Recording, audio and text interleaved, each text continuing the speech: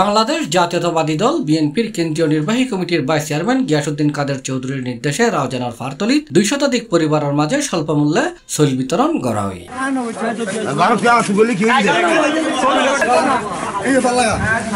সেপ্টেম্বরের 24 তারিখ মঙ্গলবার সকাল 10টায় উপজেলা পাহাড়তলী ইউনিয়ন পরিষদের সাবেক চেয়ারম্যান মরহুম আব্দুর রাজ্জাকের বাড়ি সংলগ্ন মাঠে প্রত্যেক কেজি 20 টাকা করিয়ে পরিবার প্রতি 30 কেজি করে শৈল বিতরণ করা হয়।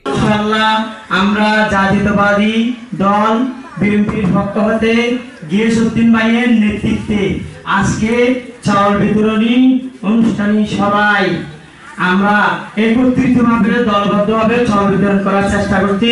আমাদের দলীয় ভাইদের এবং জনগণকে আমি অনুরোধ করছি যে কোনো সময়ে কোনো অপশক্তি যদি কোনো বিশৃঙ্খলা সৃষ্টি করে আমাদেরকে জানাবেন। আমরা যতটুকু পারি আমাদের দলের পক্ষ হতে এবং জনগণকে সাথে নিয়ে মোকাবেলা করার জন্য আপনারা দেখেছেন অত্র এলাকার আপনারা দলমুক্ত করবেন এগুলি আমি।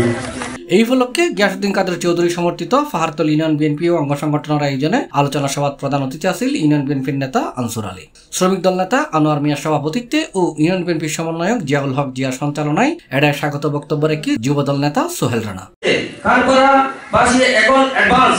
তাদের দমায় রাখতে না পারলে তারা দালালি করতে পারবে না।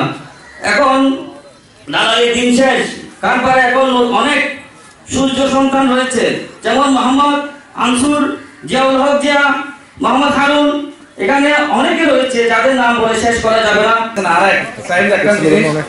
আমরা হাত মিলিয়ে হিন্দু বুদ্ধ মুসলিম একসাথে চলাফেরা মিলামিশা করে থেকে বের নাই।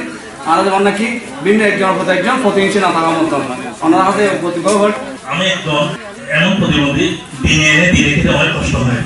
বিগত 17 বছরে কেউ আমার মতো প্রতিবন্ধীকে এখানে এনে বলেন যে তোমার বাল বাচ্চা নিয়ে কেমন পথে চলতে আছ।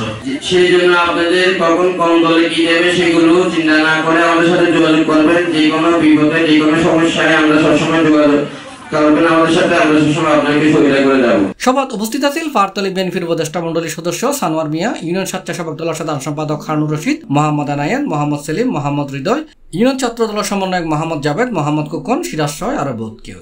সুবিধাভোগী হলের পক্ষে এটাই বক্তব্য রেখে নুরুল ইসলাম। সভা শেষে কার্ডদারি প্রত্যেক পরিবারের মাঝে 30 কেজি ওজনের শৈলের বস্তা বিতরণ করা হয়। C+ চট্টগ্রাম।